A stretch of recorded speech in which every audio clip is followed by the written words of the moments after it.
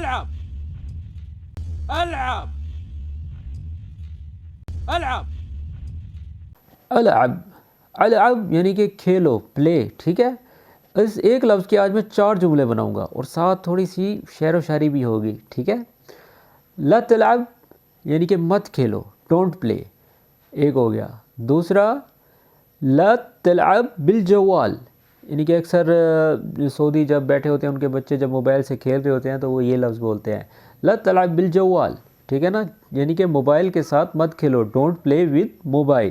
ٹھیک ہے، جیسے مثال کے طور پر کوئی لڑکا فٹ بال کھیل رہا ہے تو اس کا والد اس کو بولے گا لا تلعب بالکورہ یعنی کہ فٹ بال کے ساتھ مت کھیلو. ٹھیک ہے نا، یہ بھی ویسے ہی ہے.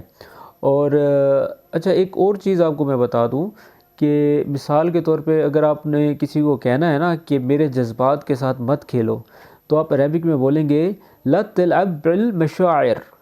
لا تلعب بالمشاعر یعنی کہ میرے جذبات کے ساتھ مت کھیلو، اور انگلش میں بولیں گے don't play with my feelings.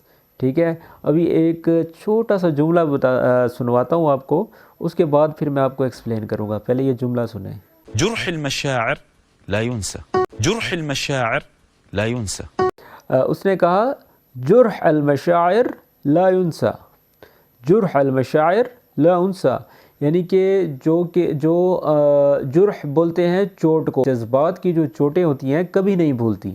وہ شعر و شاعری میں ایک چھوٹا سا مصرع تھا، میں اس کو تشریح کرنا چاہوں گا. اگر ابھی میں پوری تشریح کروں گا تو فور یو میری ویڈیو کو اڑا دے گا. ٹھیک ہے، جرح المشاعر لا ينسى یعنی کہ جذبات کی چوٹیں کبھی نہیں بھولتی. ٹھیک ہے، اور انگلش میں بولیں گے ہارٹ فیلنگس اور انفورگیٹیبل. امید کرتا ہوں آج کی ویڈیو پسند ہوگی. ملتے ہیں نیکسٹ ویڈیو میں، تب تک کے لیے اللہ حافظ. 2 منٹ ہو گئے پورے.